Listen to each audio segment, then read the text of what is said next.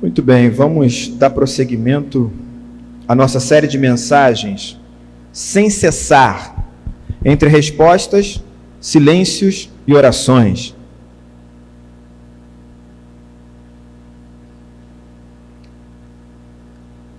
Entre respostas, silêncios e orações. Quero te lembrar umas informações que eu dei na semana passada, no primeiro sermão da série. Eu disse para você que essa série de mensagens é para quem tem a certeza de que é ocupado demais para não orar. E compreende que a estrada da vida, às vezes, é tão sombria e inevitável quanto a própria morte. É uma série para quem se coloca diante do espelho e tem coragem para enfrentar seus fantasmas diariamente, decidindo não apenas negar a si mesmo, mas acima de tudo prosseguir, ainda que o peso da cruz pareça difícil demais para se suportar. Eu disse a você que é uma série para quem se decepcionou, viveu frustrações, contempla as suas limitações e se sente como uma massa nas mãos do artífice. Para quem às vezes é líquido e escorregadio demais, ou então é facilmente enrijecido pela vida, se torna tão sólido, tão radical, que às vezes sofre com as dores da moldagem, do contato com os martelos, as talhadeiras e as lixas que estão nas mãos de Deus, que Ele usa a vida para nos impor. É uma série de mensagens para quem não entende muitas vezes a vida e faz o quê? Ora. Para quem tem dúvidas, tristezas, cicatrizes, e ora. Para quem compreende, possui convicções e nem por isso deixa de orar.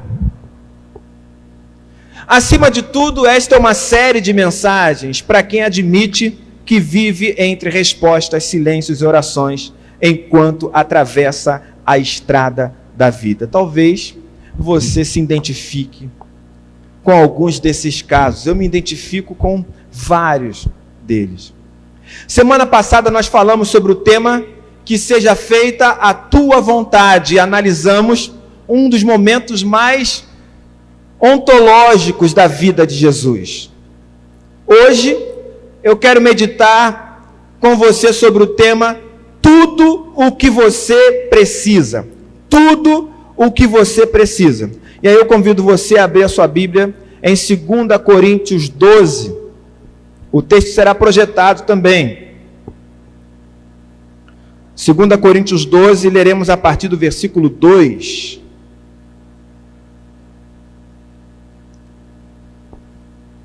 Segunda Coríntios 12, a partir do versículo 2, você que está em casa pode acompanhar a leitura também. Tudo o que você precisa.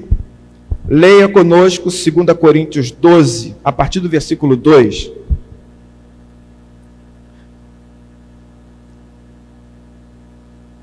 Conheço um que há 14 anos foi levado de repente até o mais alto céu. Não sei se isso de fato aconteceu ou se ele teve uma visão. Somente Deus sabe. Repito, sei que esse homem foi levado de repente ao paraíso. Não sei se isso de fato aconteceu ou se foi uma visão. Somente Deus sabe. E ali ele ouviu coisas que palavras humanas não conseguem contar. Eu me gabarei desse homem, mas não me gabarei de mim mesmo, a não ser das coisas que mostram as minhas fraquezas. No entanto, se eu quisesse me gabar de mim mesmo, isso não seria uma loucura, porque estaria dizendo a verdade. Mas eu não me gabarei, pois quero que a opinião que as pessoas têm de mim se baseie naquilo que me viram fazer e me ouviram dizer. Mas para que não ficasse orgulhoso demais por causa das coisas maravilhosas que vi, eu recebi uma doença dolorosa que é como um espinho no meu corpo. Ela veio como mensageiro de Satanás para me dar bofetadas e impedir que eu ficasse orgulhoso. 3 vezes orei ao Senhor pedindo que Ele me tirasse esse sofrimento, mas Ele respondeu: a minha graça é tudo o que você precisa, pois o meu poder é mais forte quando você está fraco. Portanto, eu me sinto muito feliz em me gabar das minhas fraquezas, para que assim a proteção do poder de Cristo esteja comigo.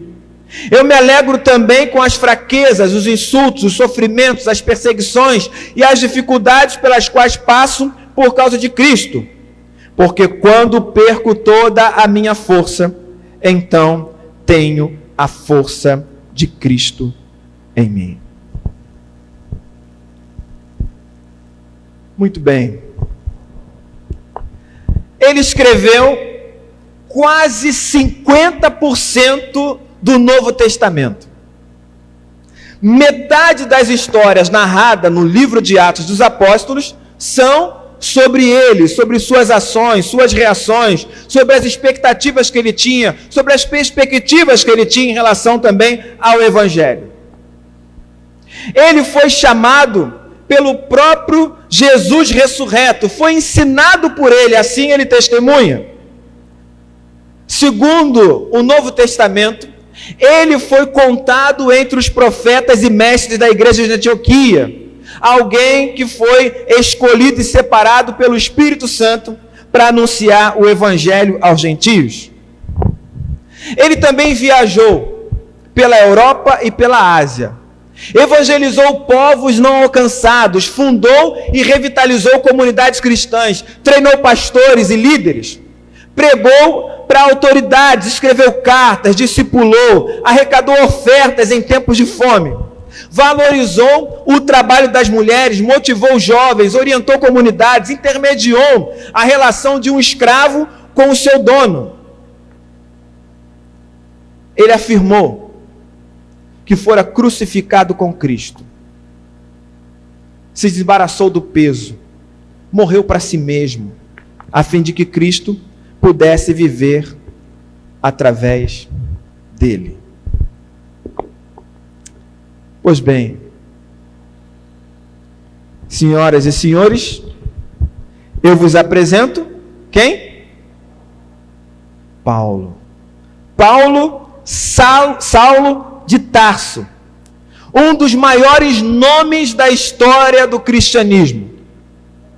Alguém com um currículo e uma experiência tão extraordinária que dificilmente uma igreja do nosso tempo não o aceitaria como seu pastor. Estou mentindo? Alguém diria assim: Paulo, aqui na igreja não. Com esse currículo, fazendo tudo isso, será que a igreja rejeitaria ele? Basicamente, toda a teologia cristã ocidental está fundamentada nos escritos de Paulo. Os ensinamentos de Paulo são a base da teologia patrística, da teologia católica medieval, foram a base também da teologia da reforma protestante. Paulo foi objeto de estudo através dos tempos para pietistas, puritanos, evangelicalistas, liberais, fundamentalistas, pentecostais, neopentecostais. Quase todo segmento cristão tem um pezinho na teologia do apóstolo Paulo. Ele foi até canonizado. São Paulo. Os escritos dele foram considerados como palavra de Deus, como sagrados.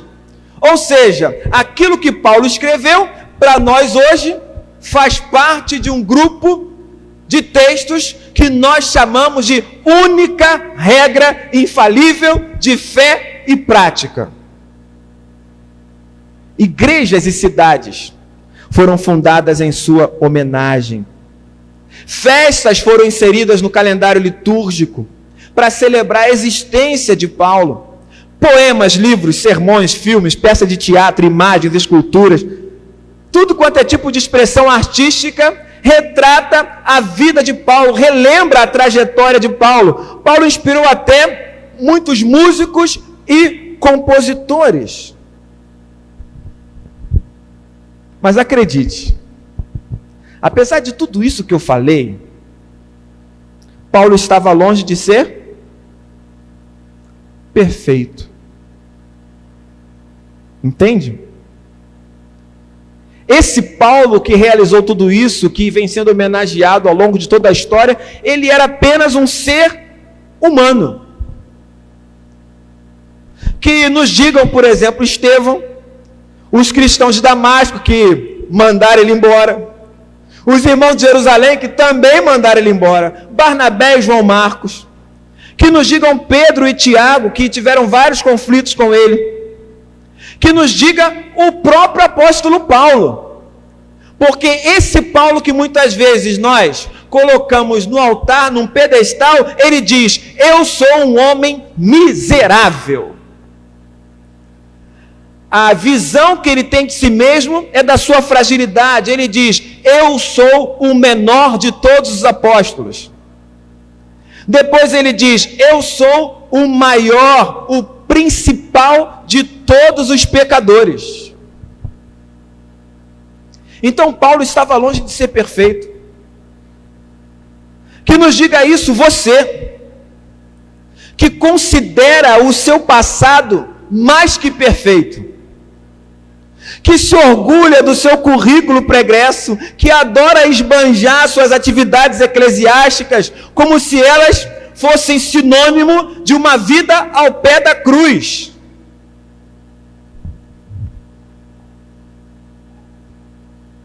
Que nos digam aqueles que oram mecanicamente, costumam proferir palavras destituídas de significado no seu coração, que mudam a voz para demonstrar a autoridade, que escondem a sua falta de devoção através de relatórios intermináveis. Não é isso, Edinho?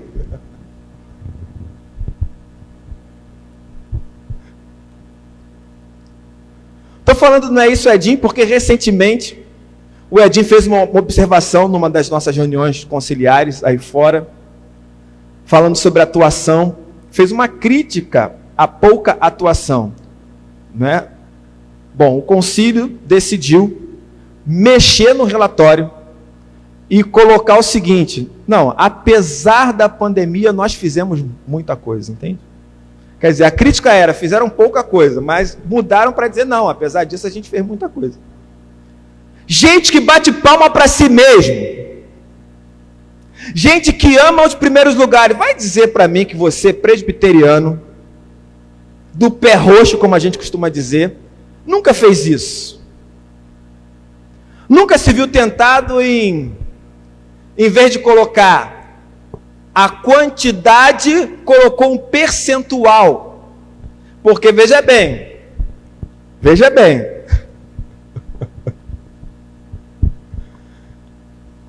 uma pessoa, quando a gente fala assim, uma pessoa num universo de 10, falou uma, você fala assim, é pouco, né?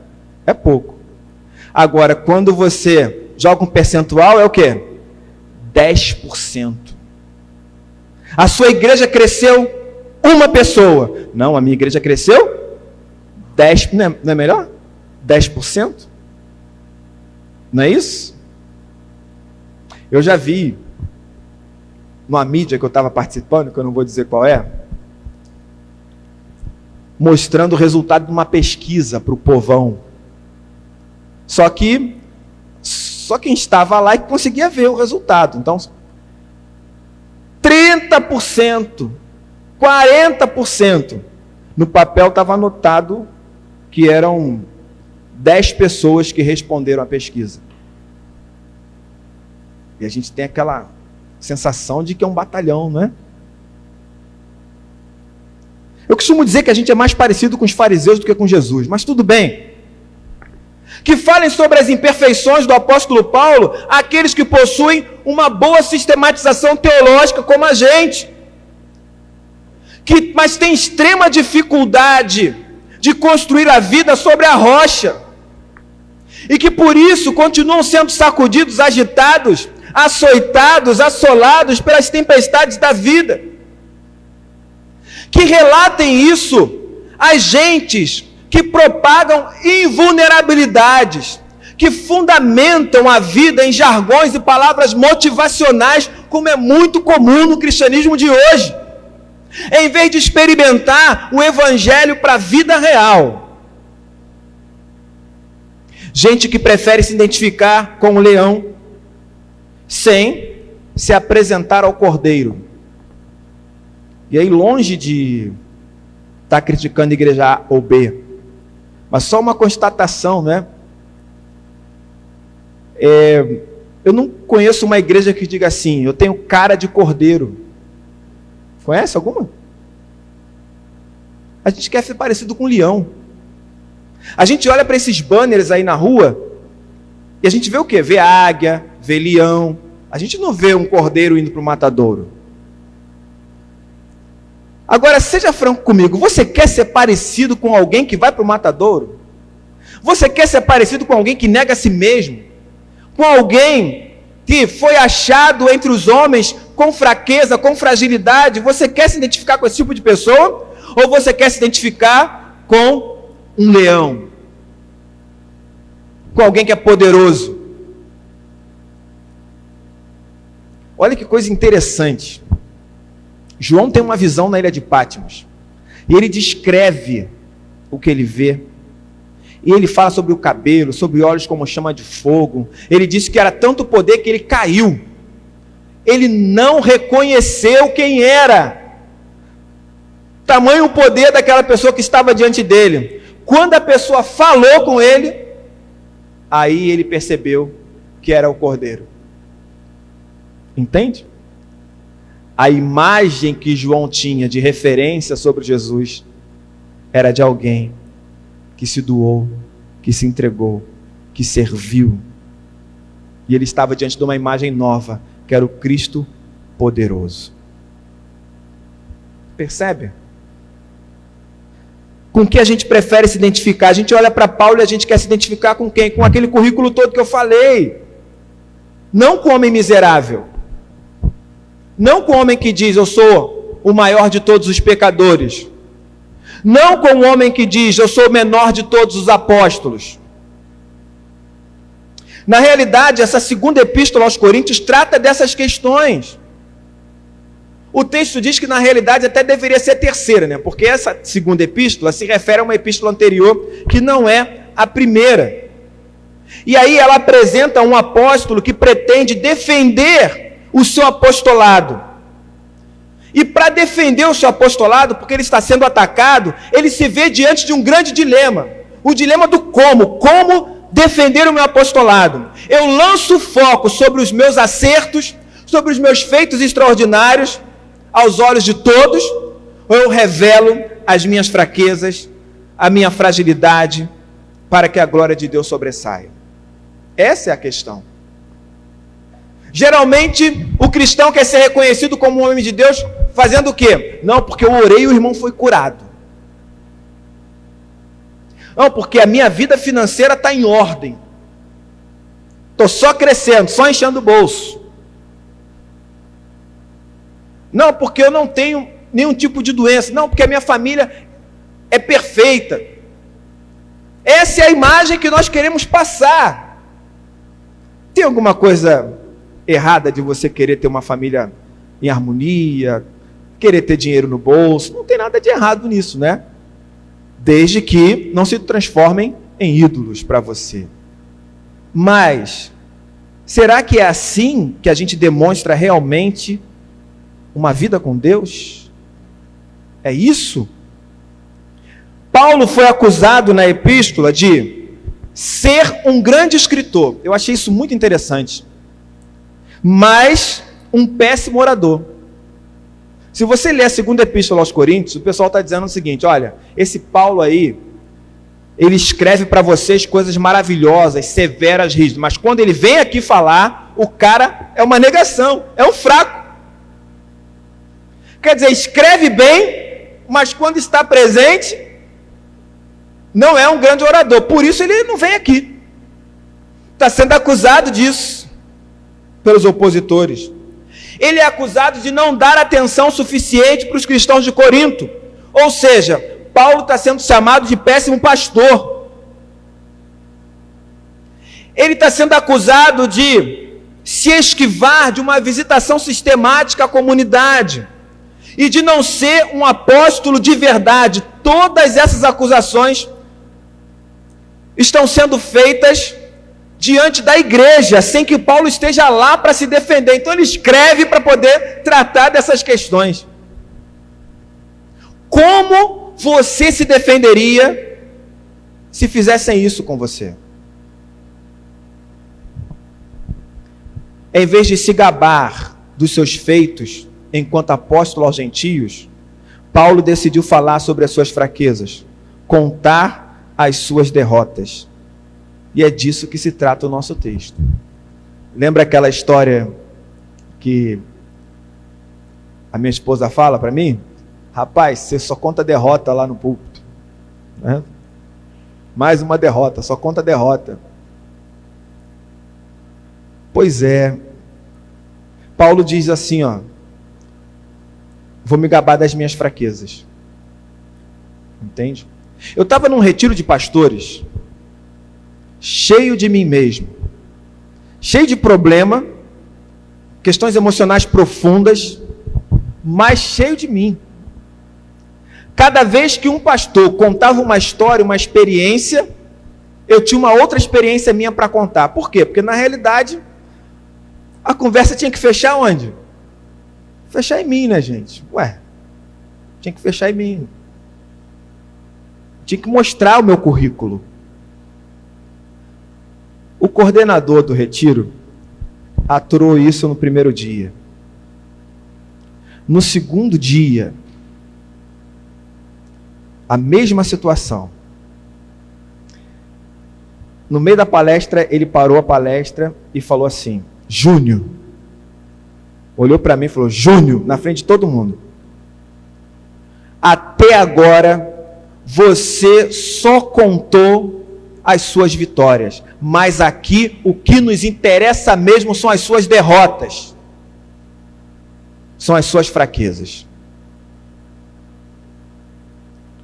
Preciso nem dizer, né? O que passou pela minha cabeça naquele momento? Velho desgraçado, não deixa eu falar, está me humilhando na frente de todos os outros pastores. Acabou ali. Para mim tinha acabado ali, mas para Deus estava apenas começando. A partir daquele momento, eu só ouvia uma voz: fale sobre as suas fraquezas, fale sobre o que está dentro de você. E aí o que começou com a fala daquele pastor, começou uma guerra interior, e eu falei: não vou falar, eu não quero falar sobre isso, Deus, não quero tratar sobre isso, isso é problema meu, não vou falar. E o Espírito Santo continuou falando: você tem que falar, fala sobre as suas fraquezas, fala sobre a sua dor, fala sobre o que você acha da vida. Eu disse: eu não vou falar. E quando eu menos percebi, eu estava andando no pátio do sítio, aos prantos, dizendo: eu não vou falar, eu não vou falar, eu não vou falar.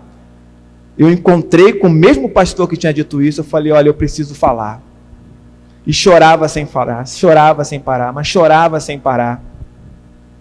E ele, entendendo o que estava acontecendo, ele simplesmente me ouviu. E a partir daquele momento começou um esvaziamento na minha vida. Eu comecei a colocar para fora toda a minha dor, a minha decepção com Deus, tudo aquilo que estava guardado, eu comecei a colocar para fora. O resultado disso foi uma mudança radical na forma como eu vejo a vida e as coisas. Eu me tornei mais humano, entende? Eu percebi que eu não era invulnerável. E não era isso que Deus queria. Contar derrota. Só quer falar de coisa boa, irmão? O que nos ensina mesmo é o erro. O que nos faz aprender de fato são os erros. Paulo não é louco quando ele diz isso, que ele vai se gabar das fraquezas. Ele sabe exatamente o que está falando. No capítulo 11, versículo 21, ele diz: se os outros se atrevem a se gabar de alguma coisa, eu também vou me atrever, embora isso seja uma loucura. Ele está dizendo, olha, se eles têm história para contar, têm currículo bom, eu também tenho. Eu vou me atrever, mas isso é loucura. Aí ele começa, versículo 22 do capítulo 11. Eles são hebreus? Eu também sou. Eles são israelitas? Eu também sou. Eles são descendentes de Abraão? Eu também sou. Eles são servos de Cristo? Mas eu sou um servo melhor do que eles, embora ao dizer isso, eu esteja falando como se fosse louco. O que ele está dizendo? Eu sou melhor do que eles, mas quando eu falo isso, eu sou louco. Quem fica se exaltando, batendo palma para si mesmo, Paulo está chamando de louco. Confesso, irmãos, eu fui louco de pedra durante muito tempo, e de vez em quando ainda tenho os acessos de loucura, entende? Dessa loucura aí que Paulo está falando. Ele diz, pois eu tenho trabalhado mais do que eles e tenho estado mais vezes na cadeia. Olha aí, ele está dizendo, sou mais servo do que ele. Por quê? Porque eu passei mais tempo na cadeia. Contar derrota. Tenho sido chicoteado muito mais do que eles e muitas vezes estive em perigo de morte. Você vai seguir um líder que está dizendo que é mais chicoteado do que qualquer outro líder? É isso que ele está falando aqui.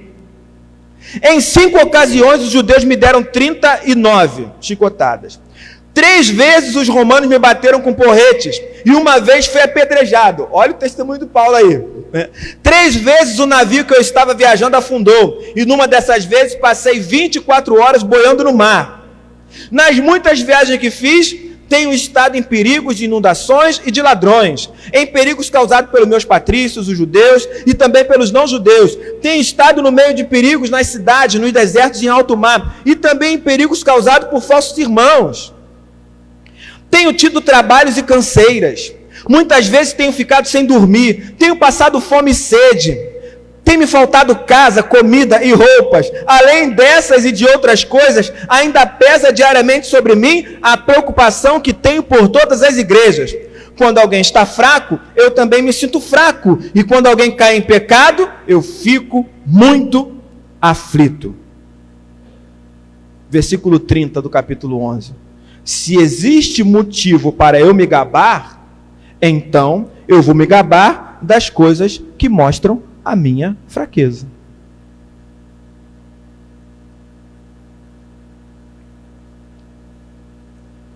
No texto que nós lemos, no capítulo 12, ele conta uma experiência de ter ido ao céu. Ele não sabe se foi de fato ou não, mas ele conta a experiência e ele diz, olha, eu poderia me gabar disso, mas não vou me gabar de mim mesmo, a não ser das coisas que mostram as minhas fraquezas.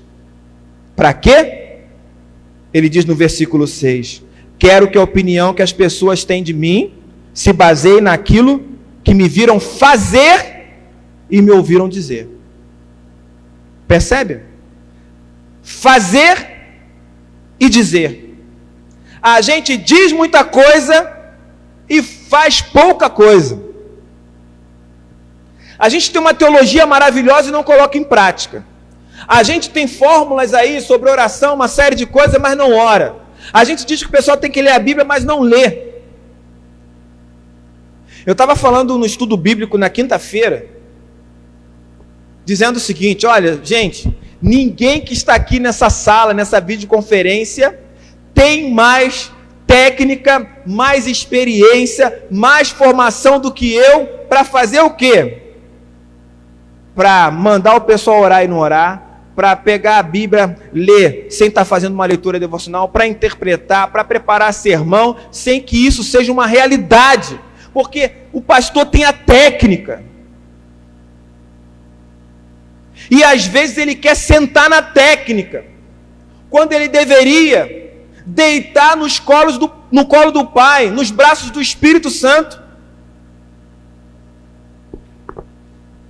Mas para que isso aconteça, é preciso que você reconheça a sua fragilidade, a sua fraqueza. É preciso que você diga: eu não sou o pastor que eu deveria ser, eu não sou o homem que eu deveria ser, eu não sou o pai que eu deveria ser, eu não sou a mãe que eu deveria ser, eu não sou o irmão, a irmã, eu não sou o membro de igreja que eu deveria ser. Eu sou frágil, eu sou fraco, às vezes sou sacudido de um lado para o outro, eu ando agitado, vivo inquieto, às vezes ansioso, eu luto contra mim mesmo, e se eu tiver que me gabar de alguma coisa, eu vou me gabar disso.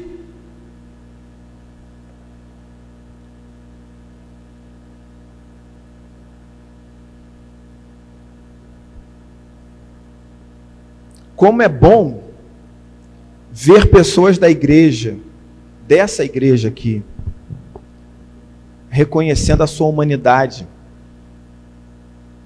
Como é bom. Gente, só quem vem de fora é que consegue perceber isso que eu estou falando, entende? Eu vim de fora. Eu vim de fora e eu olho para a nossa igreja hoje e eu percebo que é uma outra igreja. Até a forma como as pessoas oram mudou. A forma como nós tratamos os problemas, os pecados, mudou. Menos preocupação com julgamentos e mais preocupação com as pessoas, com as vidas restauradas. Quantas pessoas do nosso convívio ao longo dos anos, eu digo nosso, né? Eu não estava aqui, mas eu conheço histórias, porque estou convivendo com gente. Quantas pessoas hoje foram acolhidas, mas no passado foram soltas, julgadas por problemas. Quantas pessoas olham para a ação da igreja hoje meio incrédulas, porque não estão acostumadas com esse acolhimento, com essa chegada. Teve um pastor que veio aqui, há um tempo atrás, ele veio aqui e trouxe uma palestra para nós sobre missões, e depois do culto, ele virou e falou assim: pastor, eu gostei muito da sua igreja, porque as coisas aqui são simples, o culto é simples. Eu falei: como assim? Não tem aquela parafernália, não tem aquele negócio de rigidez, não tem, é a palavra, é a oração. Um pastor vindo de fora aí falando isso. A gente está num processo lento de mudança, entende? Você faz parte desse processo, eu faço parte desse processo. Talvez eu precise contar algumas derrotas a mais, e você também. Você também.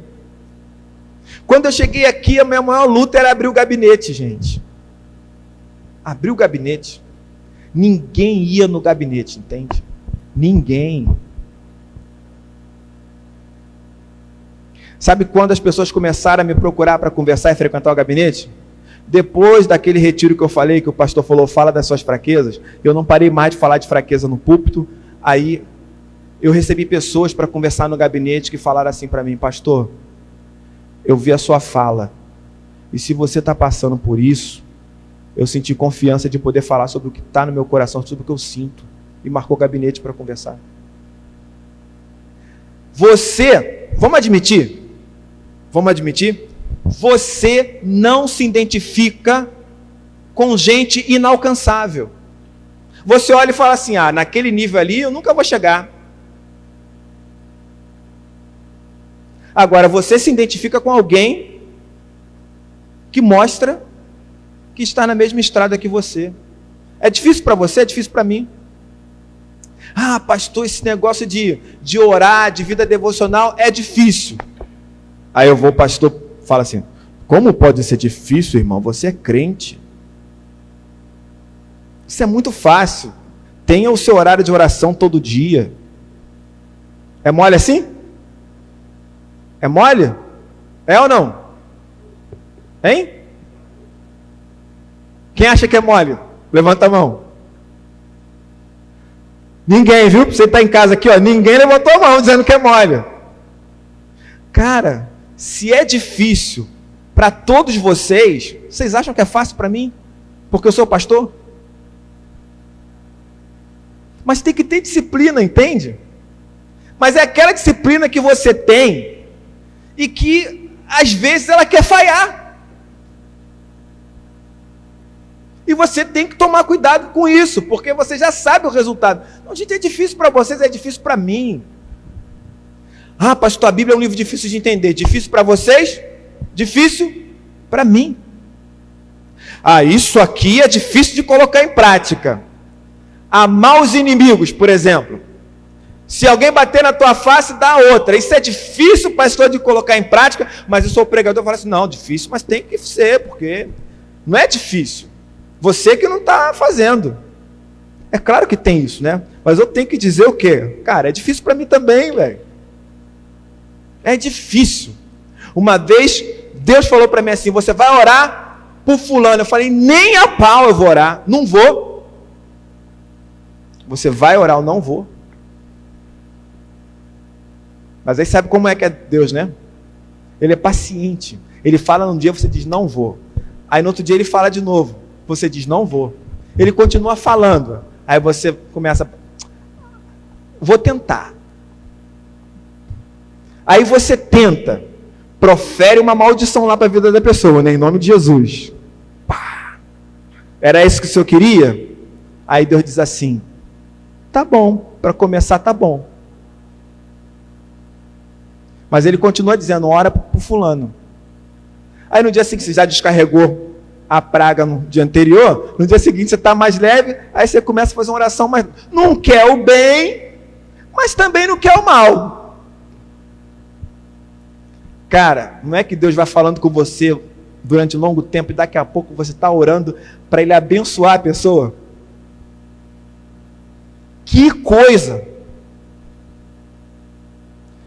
E quando você pensa, ei, o que eu estou orando? Deus, por que eu estou orando isso? Não estou entendendo. Na realidade, quando você menos espera, você já se livrou do peso que estava no seu coração, você já perdoou. Nem todas as relações serão restabelecidas, ok? Mas olha, perdão é uma coisa que faz bem para todos. E Deus trabalha isso gradativamente em nós. Ok? Se eu perguntasse para você, o que você viu Paulo fazer e dizer? Qual a fala do apóstolo Paulo que foi marcante para você na sua caminhada? Você lembra de alguma fala de Paulo que foi marcante para você na sua caminhada, na sua trajetória de vida? Uma das falas dele que são mais marcantes para mim, que é mais marcante para mim, é aquela que ele diz, né? Miserável homem que sou, quem me livrará do corpo dessa morte? Porque o bem que eu quero fazer eu não faço, mas o mal que eu não quero, esse faço. Então eu ando me esmurrando aí o dia inteiro. Quem me livrará do corpo dessa morte?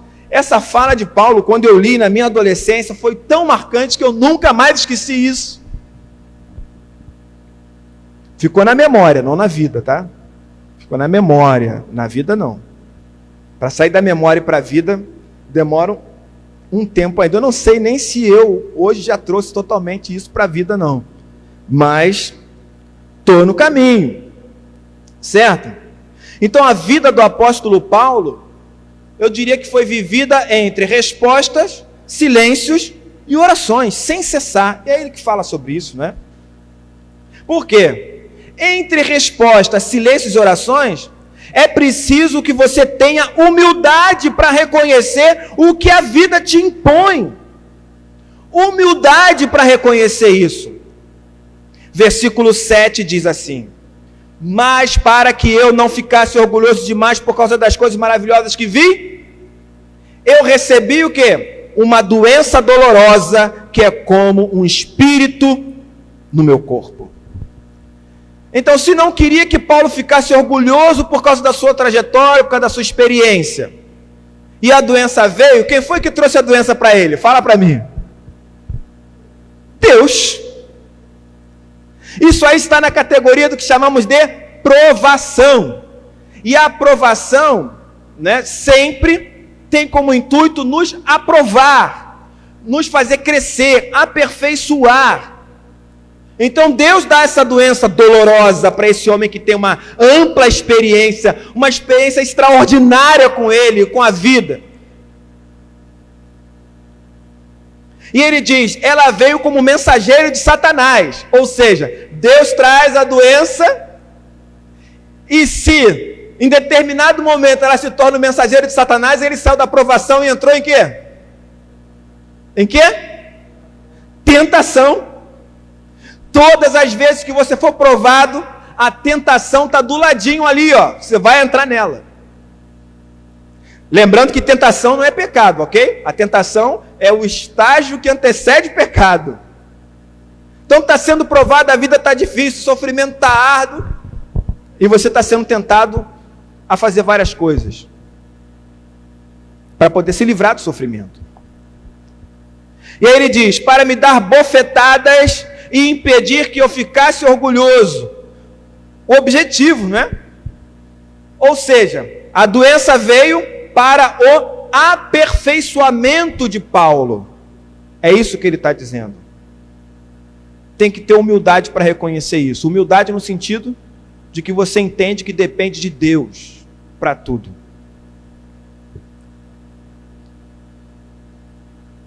A gente ora, espera uma resposta e ela não vem. Deus está em silêncio.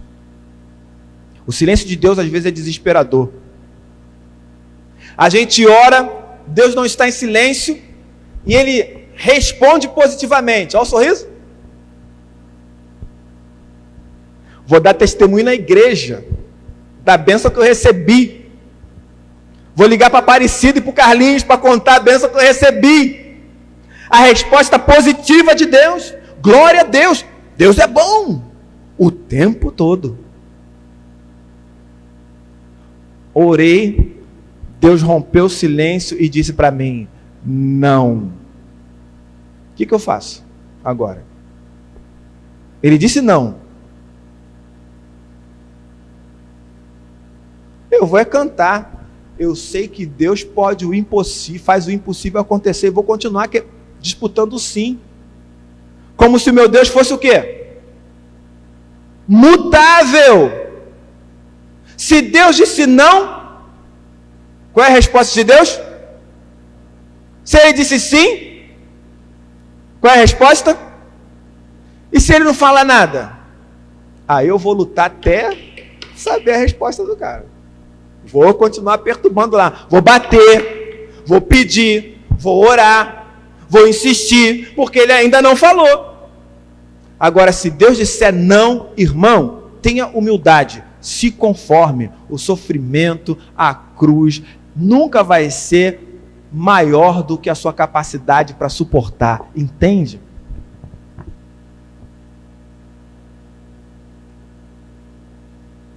A gente fala muito sobre Daniel, um cara que orava 3 vezes ao dia. Não se contaminou com as iguarias do rei na Babilônia. Não é isso, Daniel? Esse é o cara. Aí Daniel faz uma oração a Deus e a resposta não vem.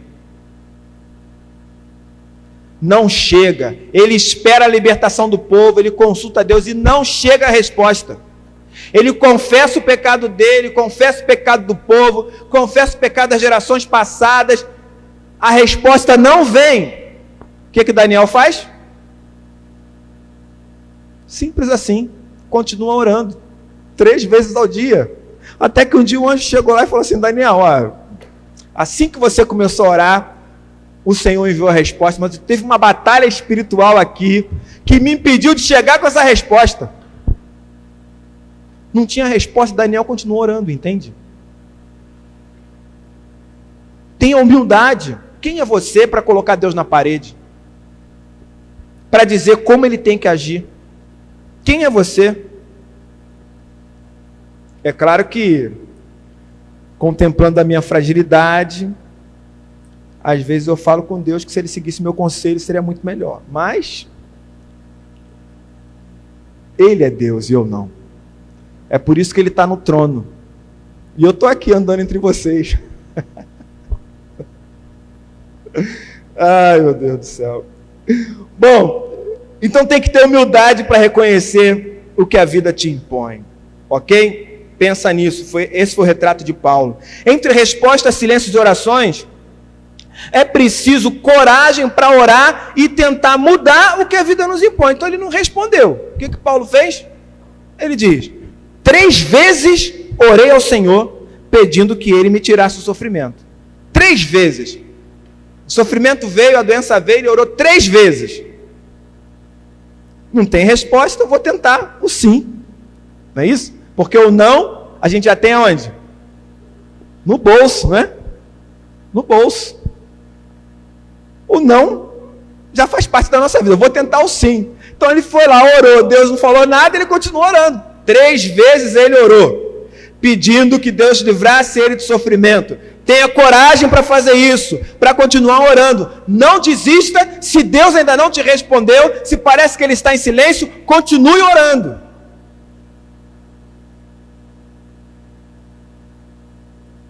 Mas tenha maturidade para suportar a resposta, tá bom? Tem um jargão popular que diz assim: não sabe brincar? Não desce pro play, ok? Eu fiz uma adaptação desse jargão. Não suporta o peso da resposta? Não pergunta. Não é isso? Não suporta o peso da resposta? Não pergunta. Está orando a Deus. Suporta a resposta que Ele vai te dar.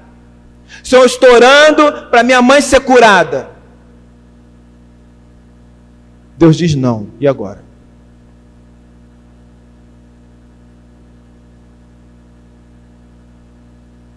Estou orando para que um relacionamento seja restaurado. A resposta foi não.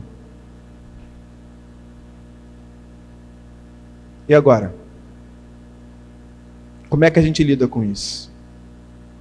Eu não estou falando de uma dúvida se é ou se não é. Eu estou dizendo quando você tem a certeza que Deus está dizendo para você, não vai dar. Não é isso. Entende? É a mesma coisa eu como pastor. Quantas vezes você acha que eu estive no leito de alguns irmãos que eu sabia que o Senhor ia levar? Muitas vezes. Muitas vezes. Fiz a minha parte. Eu tenho uma experiência aqui dessa igreja mesmo. Aqui dessa igreja. Nós lutamos tanto com o Beto, né? Com o Alberto. Pessoa assim, muito amada, muito querida. A gente não sabia o que ele tinha e descobriu. No dia que, primeira consulta que a gente conseguiu, do Alberto lá no Hospital do Fundão, estava eu num canto do salão, o Alberto numa cadeira de roda mais ou menos ali na direção do Marcelo, essa distância, aquele mundaréu de gente sendo atendido, a irmã Eni do meu lado, e eu comecei do nada a olhar para o Beto, pedindo a Deus que ele fosse atendido, que desse tudo certo. E aí no meu coração Deus falou o seguinte: ele não vai sobreviver. Eu falei, que isso? Depois desse dia, a gente continuou na luta, mas no dia seguinte a gente descobriu que o Beto estava com câncer. Passou outro dia, era câncer nos ossos. E foi só se deteriorando, e o Alberto ia para o hospital, voltava para casa. Um dia a gente foi visitar, desculpa que isso me emociona muito. A gente foi visitar o Beto na casa dele, a igreja, a comissão de visita. E aí, na hora de dar ceia, eu perguntei, Beto, qual o hino que você quer que a gente cante? O Beto nem esperou acabar de falar, ele disse, canta o 159, pastor. Eu abri o inário no celular para cantar. E a música dizia, não sei por que de Deus o amor a mim se revelou. Mas eu sei em quem tenho crido e sei que é poderoso para guardar o meu tesouro até o dia final. Não sei o que de mal ou bem é destinado a mim, se bons ou áureos dias vêm até da vida ao fim, mas eu sei em quem tenho crido e sei que Ele é poderoso para guardar o meu tesouro até o dia final. A Leila estava lá comigo. Foi uma situação que muitos de nós começaram a se esconder na cozinha, entende? Naquele momento. Porque a gente não estava suportando essas palavras naquela situação. Você entende? O Senhor levou. O que a gente pôde fazer, a gente fez. Mas a resposta de Deus foi não. Por que a gente acha que Deus sempre tem que dizer sim? Eu tenho até medo de falar, sendo franco, irmão, eu tenho medo de falar sobre uma coisa dessa na igreja. Porque existem coisas na minha vida que eu ainda não estou pronto para perder, e eu tenho orado a Deus para que isso não aconteça, para que eu não tenha que passar por isso. Entende? Porque a nossa vida é assim, a gente vai construindo ídolos, destruindo e construindo outros. Então perceba, tem que ter maturidade para suportar a resposta. Aí o versículo 9 diz, mas ele, orei 3 vezes, mas ele me respondeu. O que ele respondeu? A minha graça é tudo o que você precisa. Qual é o tema da mensagem? Tudo o que você precisa. Tudo o que você precisa é a graça de Deus. Por quê? Porque o poder dele é mais forte quando você está fraco.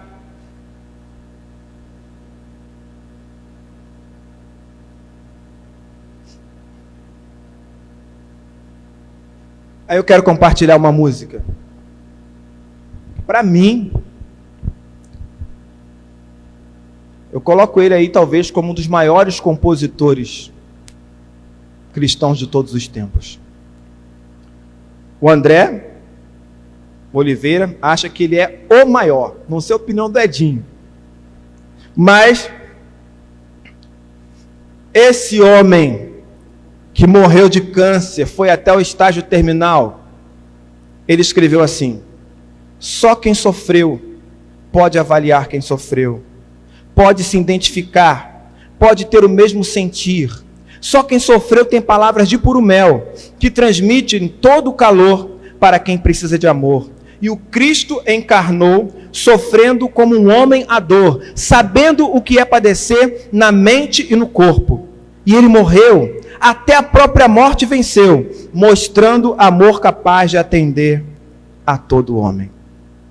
Essa foi a referência de Sérgio Pimenta, no momento mais difícil da sua vida. Entre respostas, silêncios e orações, é preciso ter fé para seguir adiante. Versículo 9 diz: o meu poder é mais forte quando você está fraco.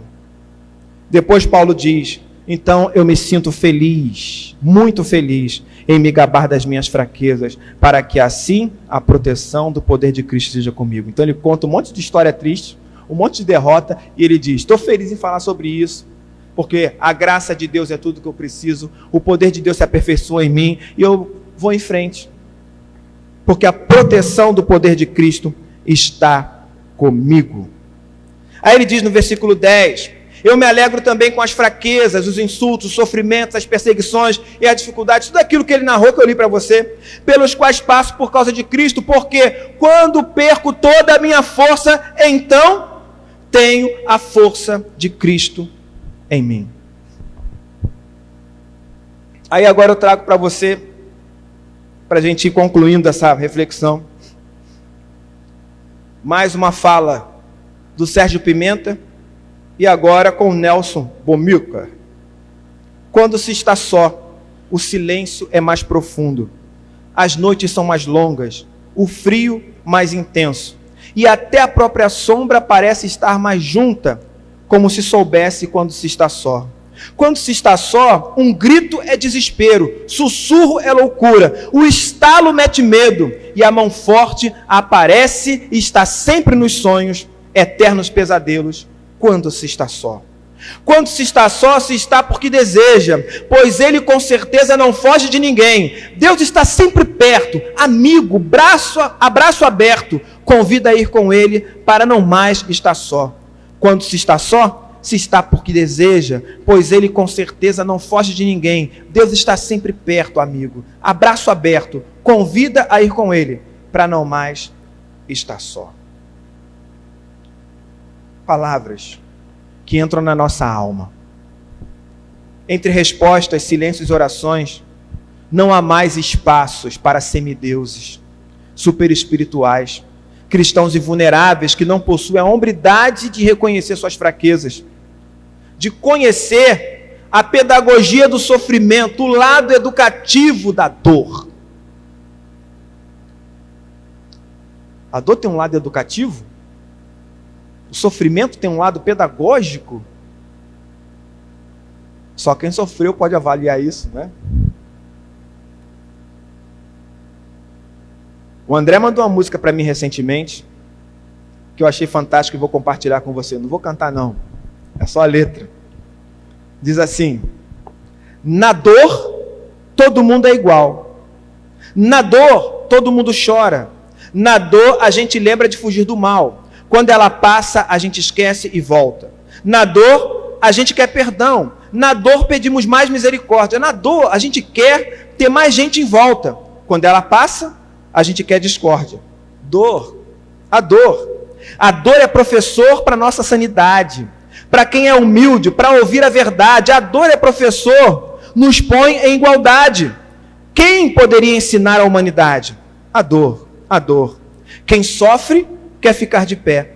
E todo mundo reza noite e dia. Deus vira Pai. Os homens são irmãos na fé. E quando passa tudo, é utopia. Na dor, ele se fez igual. Morreu a morte para mostrar a vida. A dor parece iluminar esse velho portal para o mundo ver que existe uma saída.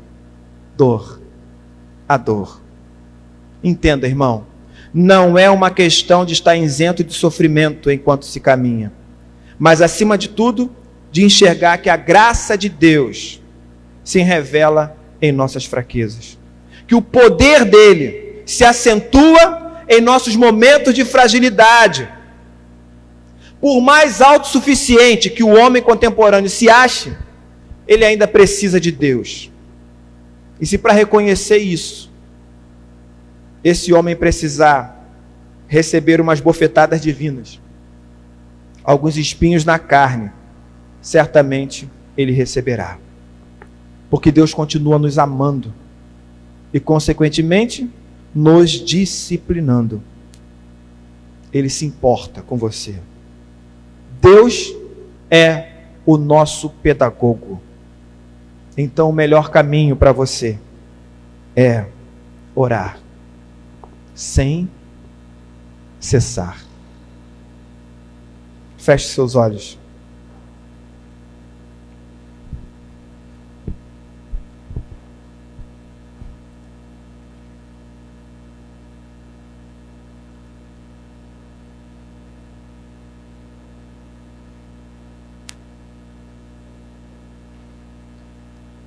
É preciso ter humildade para enfrentar o que a vida nos impõe. É preciso ter coragem para mudar isso.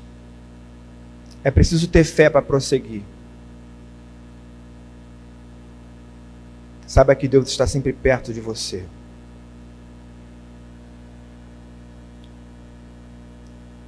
Tenha maturidade para suportar a resposta.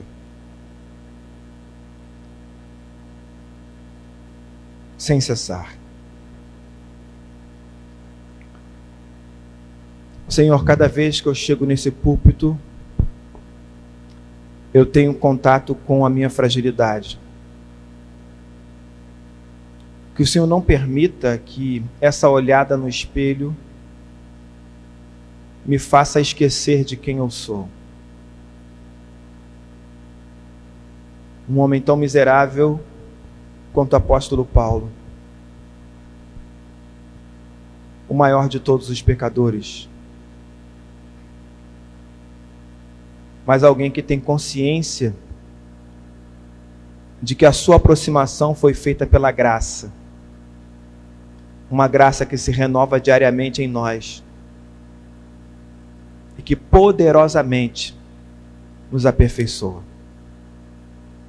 Olhe para cada coração nessa noite, para cada pessoa que está em casa também acompanhando esse culto, e fortalece com o teu poder, com a sua graça, para que todos consigam reconhecer suas fragilidades com fé e maturidade, orando sem cessar e prosseguir. Em nome de Jesus. Amém.